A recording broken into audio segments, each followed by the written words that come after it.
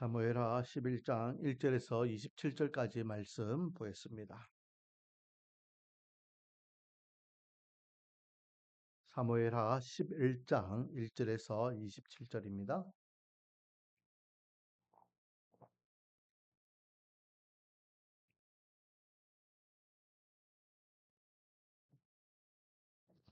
제가 대독하겠습니다. 그 해가 돌아와 왕들이 출전할 때가 되매 다윗이 요압과 그에게 있는 그의 부하들과 온 이스라엘 군대를 보내니 그들이 암몬 자손을 멸하고 랍바를 에워쌌고 다윗은 예루살렘에 그대로 있더라. 저녁 때에 다윗이 그의 침상에서 일어나 왕궁 옥상에서 그늘다가 그곳에서 보니 한 여인이 목욕을 하는데 심히 아름다워 보이는지라. 다윗이 사람을 보내 그 여인을 알아보게 하였더니 그가 아뢰되 그는 엘리암의 딸이요 햇사람 우리아의 아내 바세바가 아니니까 하니 다윗이 전령을 보내어 그 여자를 자기에게로 데려오게 하고 그 여자가 그 부정함을 깨끗하게 하였으므로 더불어 동침하며 그 여자가 자기 집으로 돌아가니라. 그 여인이 임신함에 사람을 보내 다윗에게 말하여 이르되 내가 임신하였나이다 하니라. 다윗이 요압에게 기별하여 헷 사람 우리아를 내게 보내라 하매 요압이 우리아를 다윗에게로 보내니 우리아가 다윗에게 이르되 다윗이 요압의 안부와 군사의 안부와 싸움이 어땠는지를 묻고 그것도 우리아에게 이르되 내 집으로 내려가서 발을 씻으라 하니 우리아가 왕궁에서 나가며 왕의 음식물이 뒤따라 가니라. 그러나 우리아는 집으로 내려가지 아니하고 왕궁 문에서 그의 주의 모든 부하들과 더불어 잔지라. 어떤 사람이 다윗에게 아뢰되 우리아가 그의 집으로 내려가지 아니하였나이다.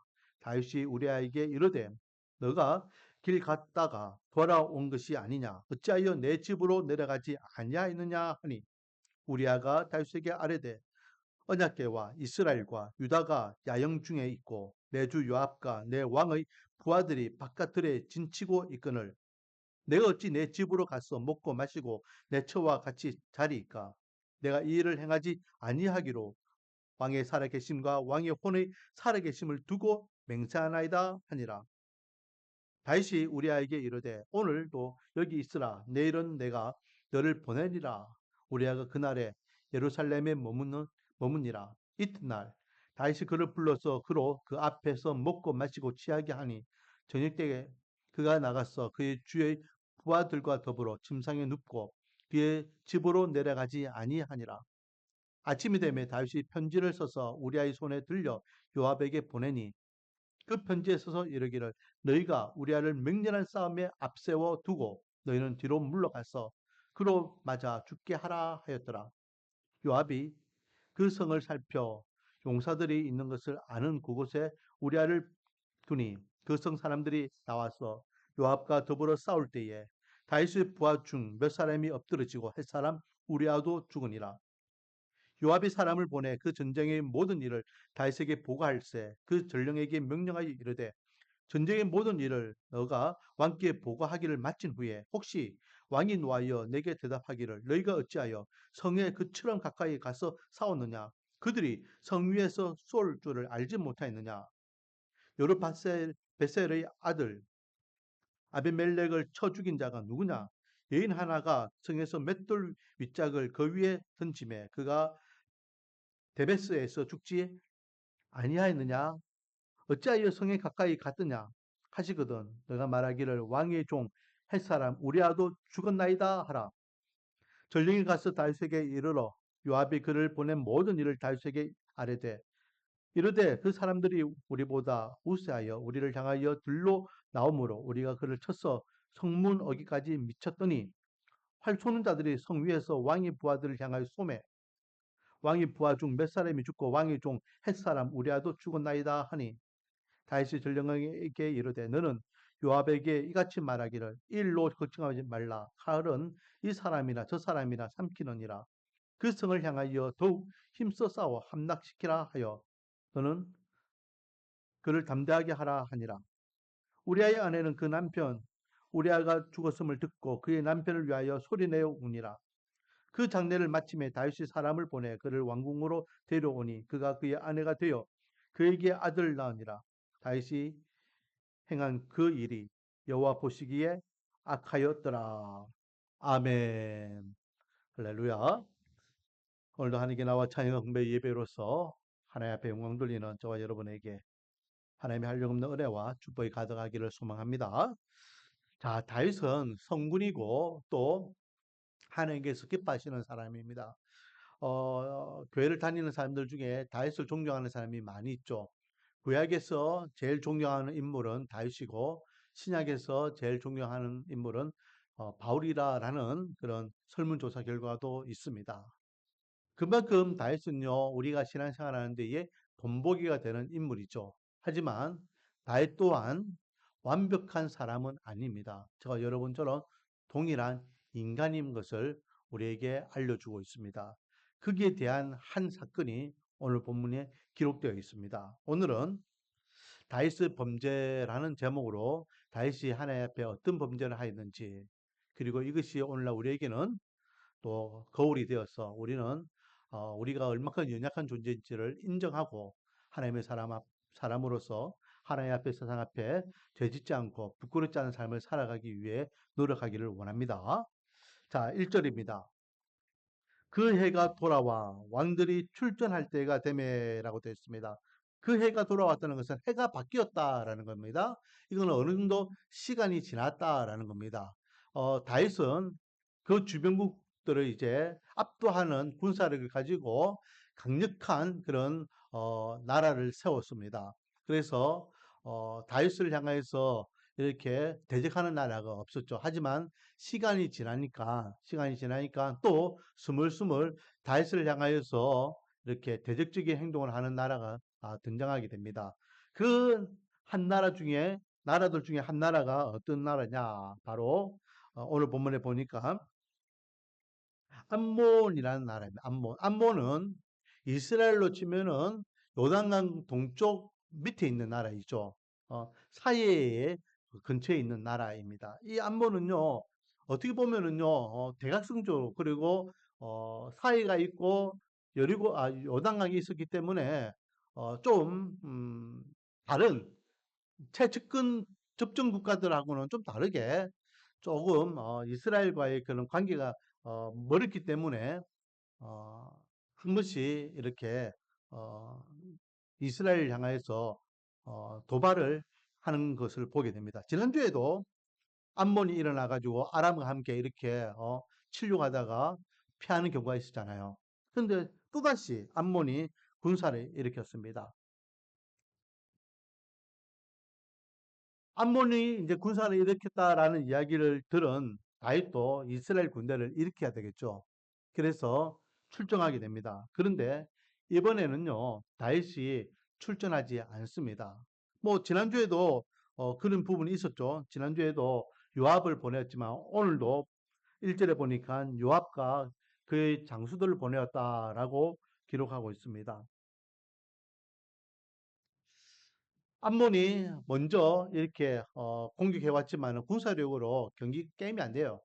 그래서 결국은 암몬이 이제 밀리게 되고 보니까 랍바라는 곳에 그들이 이제 에워싸게 됩니다. 이제 공승전을 하게 되는 거죠.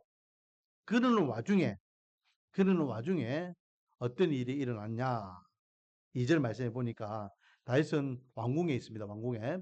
왕궁에서 저녁에 뭐 식사를 했는지 뭐 했는지 뭐 침상에 있다가 일어나 가지고 옥상에 올라가서 옥상에서 한 바퀴 쭉 도는 데에 저기 왕궁 밑에 있는 집들이 한눈에 다 보일 거 아니에요.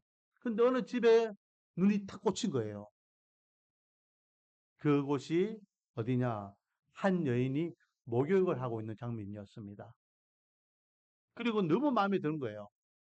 그래서 사람을 보내어서 저 여자가 누군지 알아봐라 라고 하니 바로 우리 아이의 아내입니다 라는 보고를 듣게 됩니다. 뭐 그러면은 남편이 있는 여인이니까 이렇게 마음을 거두어 드는데 이미 다윗에게는 여러 개의 아내들이 있잖아요. 그렇죠? 그런데 이 남자는 다 짐승이라고 이 여자를 또 불러들여요. 그래서 사절 말씀해 보니까 이 우리아라는 그 우리아의 아내 바세바와 이 다윗이 부정한 관계를 가지게 됩니다. 그래서 이렇게 끝나버리면은 아무 문제가 안 되는데 이제 다윗이 본격적으로 죄를 짓는 모습. 이게 첫 번째 이거 죄요. 첫 번째 남의 여자를 이렇게 어, 음행한 것이 첫 번째 죄죠. 그리고 그로 인해서 또 어떤 죄를 짓게 되냐? 5절을 보니까요. 이 여인이 다윗에게 소식을 전해옵니다. 왕이여, 내가 임신했습니다. 음, 할 말이 없는 거예요. 왜? 지금 남편은 어디 있습니까? 어? 전쟁터에 나가 있기 때문에 이 여자가 임신할 수 있는 유일한 방법은 다윗밖에 없는 거예요. 그 왕이여, 당신의 아들을 내가 가졌습니다. 이거죠. 그러니까 왕이 체면이 있고 또 하나님을 믿는다는 사람으로서 어, 외간 여자를 임신시키면 안 되잖아요. 이 일을 좋게 숨기기 위해서, 감추기 위해서 어떻게 하죠? 6절에 보니까 요압에게 사람을 보내요. 그래서 요압에게 우리아를 나에게 좀 보내달라라고 요청합니다. 그 요압은 아무것도 모르고 그냥 우리아를 야 왕이 부르신다 해가지고 보내요. 그 우리아가 와서 묻습니다. 지금 전장은 어떻게 되어가고 있냐? 우리 군대는 어떻게 되어가고 있냐? 암몬은 어떻게 되어가고 있냐? 뭐 이렇게 하면서 뭐 전쟁에 대한 이야기를 쭉 보고받고 난 다음 음, 우리 아이를 이제 위로하고 격려해 줍니다. 그동안 밖에서 고생했다. 이제 집에 가서 좀 푹 쉬어라. 라고 하면 왕이 이제 음식도 가득 준비해가지고 아내가 있는 집으로 이 우리 아이를 보내요. 다윗은 생각했죠. 우리아가 자기 집에 돌아가면 아내와 그렇게 또 부부 관계를 하고 일하면 자연스럽게 자기 부인이 임신했다고 하면 우리아는 자기 아이를 가질 걸로 생각하고 그렇게 아무 일 없었던 것 같이 모든 것들이 다 정상적으로 돌아갈 것이다라고 생각했습니다. 그러나 다윗의 생각은 완전히 빗나가는 행동을 우리아가 하게 됩니다. 어떻게 하죠? 왕궁에서 난 우리아가요. 길을 가다가 자기 집으로 안 가는 거예요. 어떻게 했을까요? 다시 왕궁으로 돌아와서 왕궁 앞에 입구에서 밤새 잠을 자는 겁니다. 집에 들어가서 자기 아내와 편안하게 잠자리를 할 줄 아는데 왕이요. 우리 아가 집에 안 갔습니다. 지금 왕궁 앞에서 다른 신하들과 함께 밤새도록 저렇게 주치가 있습니다.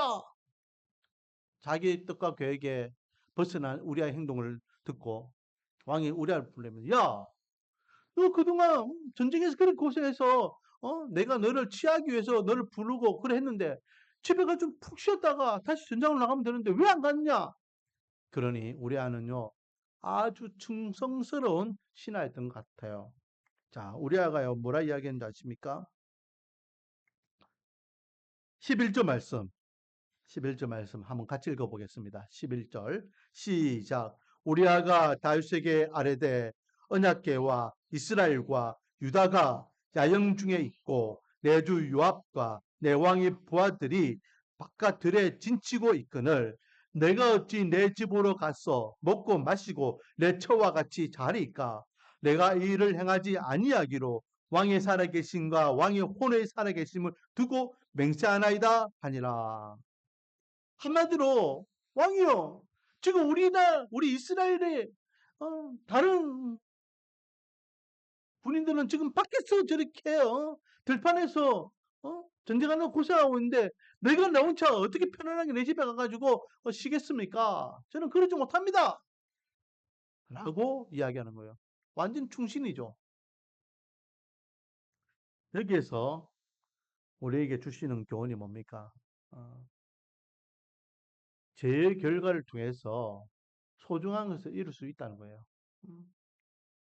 만약 우리아가 다윗이 바세바를 범하지만 않았더라면 우리아라는 아주 특출한 장군이 다윗 옆에 계속해서 함께하였을 겁니다. 이 말 한마디만 봐도 얼마나 충성스러운 종입니까? 어? 다윗 옆에 사람은 많았지만은 믿을 만한 사람은 없었다라고 제가 몇 번 이야기했잖아요. 근데 이 우리아는 그 많은 사람들 중에 믿을 만한 그런 인물 중에 한 명이 될 수도 있을 뻔했는데 결국은 이 우리아를 자기 손으로 없애게 되는 엄청난 일을 다시 하게 됩니다. 자기가 생각도 하지 못한 그 범죄를 통하여서 자기가 가장 아낄 수 있던 귀한 인재를 잃어버리게 되는 것을 보게 되죠. 이것이 우리에게 주는 또 다른 교훈입니다. 우리가 하나님의 사람으로 열심히 신앙생활, 믿음생활 잘 하다가 우리가 혹 죄를 짓게 되고 죄를 범하게 되면 하나님께서는 거기에 상하는 벌을 주십니다. 음, 반드시 어, 사랑하는 자에게는 잘하면 상을 주지만 못하면 벌을 주는 거예요. 잘하는데도 어, 상을 주지 않고 못하는데도 벌을 주지 않으면 그거는 문제가 있는 거예요. 성경에 보면 하나님께서는요, 항상 잘하는 자에게는 잘하는 만큼 상을 주셨고, 잘못하면 거기에 대한 벌을 허락해 주셨습니다. 다윗도 마찬가지예요. 다윗도 하나님의 사랑하는 자였기 때문에 엄중하게 그에 대한 죄가를 묻고 계십니다. 그게 바로 우리아라는 충성스러운 신하를 잃게 되는 아픔이었죠. 자, 그렇게 해서 다윗이 우리아를 이제 보내죠. 보내는데 편지 한 통을 써서 요압에게 보내게 됩니다. 그 편지 내용은 무엇입니까? 우리아를 전장 가장 깊은 곳에 보내어서 거기서 전사하게 해라라는 엄청난 편지 내용입니다. 이 편지를 받은 요압이 왕의 명령에 따라서 가장 깊숙이 우리아를 보내어서 그곳에서 전사를 하게 되죠. 그리고 이 사실을 그 왕에게 보고를 하게 됩니다. 보고를 하는 데에 전령이에게 이야기하죠. 어떻게 돌아갔는지를 쭉 설명하면서 어, 혹시 왕이 이 전쟁에서 피해에 대한 부분을 묻고 그렇게 나무라고 혼을 낼 때에 만약 그렇다면 우리아도 죽었다라고 덧붙여라라는 거예요. 왜? 이 모든 지금 작전을 누가 설계했느냐? 다윗이 설계한 거잖아요. 그러니까 요압은 그렇게 이야기하는 거예요. 지금 우리가 이렇게 패배한 이유는 많은 군사들을 잃게 된 이유는 왕이 우리아를 죽이라고 했기 때문에 부득이하게 우리아를 죽을 때에 그렇게 피해를 입은 것이다라고 이야기하는 것이에요. 아니를 다를까 요압이 사람을 보내서 그 전장에 대한 이야기를 쭉 하게 되고 그리고 그 전령이 우리아도 죽었습니다라고까지 보고를 합니다.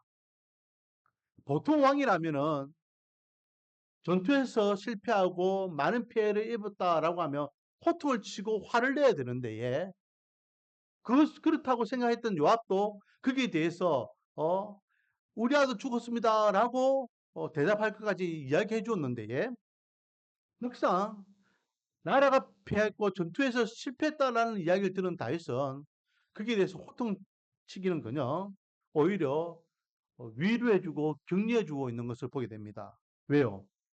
자기가 원하는 목적이 달성되었기 때문에 그게 뭐죠? 우리아가 전장에서 죽는 겁니다. 우리아가 죽어야지만 우리아가 죽어야지만 자기가 바세바를 임신시키는 이 사실이 묻어지는 거예요. 왜? 우리아가 죽고 난 다음에 자기가 바세바를 자기 아내로 데려와서 그렇게 해서 정식으로 부인이 되어서 임신하여 아들 낳으면은 자기의 어떤 음행이 감추어지기 때문에 우리아가 죽는 것이 이 작전의 최고의 결과이죠. 그 다윗이 요압을 통해서 그 이야기를 들었을 때에 아무 말도 하지 않습니다. 오히려 위로하고 격려하죠. 23절입니다. 이르되 그 사람들이 우리보다 우세하여 우리를 향하여 들로 나오므로 우리가 그들을 쳐서 성문 오기까지 미쳤더니 활 쏘는 자들이 성 위에서 왕의 부하들을 향하여 쏘매 왕의 부하 중 몇 사람이 죽고 왕의 종 햇사람 우리아도 죽었나이다. 이제 그렇게 해서 우리아도 죽고 이스라엘이 피해가 있었다라는 것을 이야기하는 겁니다. 그리고 25절 다윗이 전령에게 이르되 너는 요압에게 이같이 말하기를 이 일로 걱정하지 말라. 칼은 이 사람이나 저 사람이나 삼키느니라. 그 성을 향하여 더욱 힘써 싸워 함락시키라 하여 너는 그를 담대하게 하라 라고 하며 걱정하지 마. 이 한마디로 이야기하면 전쟁하다 보면은 이 사람이 죽을 수도 있고 저 사람이 죽을 수도 있는 거야. 그게 전쟁에 일어나는 일이야. 그 걱정하지 말고 오히려 너희들은 다 다시 한번 힘을 내어서 반드시 이 전쟁을 이겼으면 좋겠다. 라고 요압을 향하여 격려하고 위로하고 있다라는 거죠. 이렇게 해서 우리아가 죽음을 맞이하게 됩니다. 여기서 우리에게 주시는 두 번째 교훈은 뭡니까? 죄를 듣기 위하여 또 죄를 범하는 모습을 발견하게 되죠. 여러분, 사람을 음행하는 것이 죄가 크겠습니까? 사람을 죽이는 것이 죄가 크겠습니까? 둘 다 죄지만은 사람을 죽이는 것보다는 음행하는 게 좀 낫잖아요. 그런데 음행해가지고 북쪽적인 관계를 가진 그것을 감추기 위해서 귀한 생명을 죽이는 엄청난 죄를 짓게 되더라라는 거죠. 죄를 지었으면 그 죄를 감추기 위해서 또 다른 죄를 짓고 또 다른 죄를 감추기 위해 또 다른 죄를 짓고 이것이 인간의 본성이라는 것입니다. 여기에는 예외자가 없어요. 이 설교를 하고 있는 저도 마찬가지고 이 땅에서 살아가는 모든 인간들이 다 마찬가지입니다. 왜? 우리는 연약한 죄의 본성을 갖고 있는 인간이기 때문에 아무리 선행군자라 할지라도 약한 부분이 있다라는 거죠. 마귀는 그걸 노리는 겁니다. 마귀는 우리 가장 약한 부분을 통하여서 우리의 죄성을 일으켜서 늘 하나님 앞에 죄짓게 만들고 그 죄가 더 큰 죄를 그 죄가 더 큰 죄를 그 죄가 더 큰 죄를 이렇게 결과를 만들어내서 하나님의 사람을 온전히 살지 못하도록 하나님의 은혜를 망각하도록 만든다라는 거죠. 그러므로 우리는 제일 좋은 것은 뭘까요? 처음부터 우선적으로 죄를 안 지으면 되는 거야. 그런데 그럴 수 없다 했습니다. 그러면 우리가 죄를 안 지을 수 있는 가장 정확한 예방책은 무엇이냐? 그것이 바로 하나님의 말씀을 붙잡는 것입니다. 우리가 왜 매일매일 말씀을 묵상합니까? 왜 하나님의 말씀을 우리가 읽고 듣고 묵상합니까? 바로 하나님 앞에 세상 앞에 죄짓지 않는 삶을 살아가기 위해서 우리의 약함을 인정하고 하나님 오늘에는 이 하루를 어떻게 살아야 되겠습니까? 이 일을 어떻게 해결해야 되겠습니까? 내가 어디로 가고 무엇을 해야 되겠습니까? 철저하게 하나님의 말씀을 붙잡고 의지하며 나가면 우리의 실수가 조금 줄어들고 우리가 하나님 앞에 죄 짓는 그 모양이 조금 더 덜할 수 있다라는 것입니다. 그러므로 우리는 늘 하나님의 말씀을 의지하고 하나님의 말씀에 깨달음을 얻고 하나님의 말씀에 붙들림 받는 삶을 살아야 될 줄 믿습니다. 이렇게 다윗이 우리아를 죽이고 난 다음 장사를 치르고 그리고 자기의 계획대로 그 바세바를 공식적으로 자기 아내로 맞이하게 되는 거죠.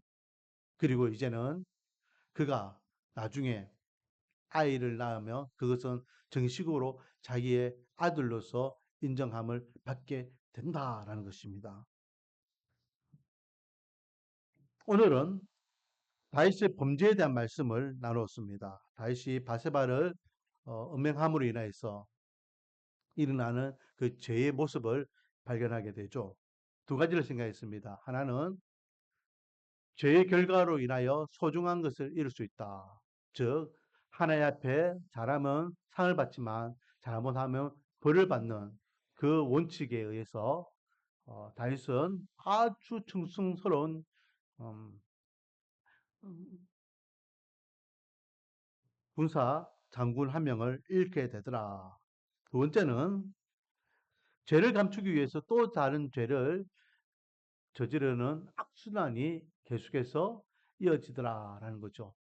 그래서 그 죄의 원천적인 부분을 우리가 안 지을 수 있도록 노력해야 되는데 그것은 말씀을 붙잡고 말씀대로 살아가는 방법밖에 없다. 내 의지, 내 노력으로는 여지없이 마귀는 우리의 약함을 잘 알고 있기 때문에 넘어지게 하고 죄짓게 하고 실패자의 삶을 살아가게끔 만든다.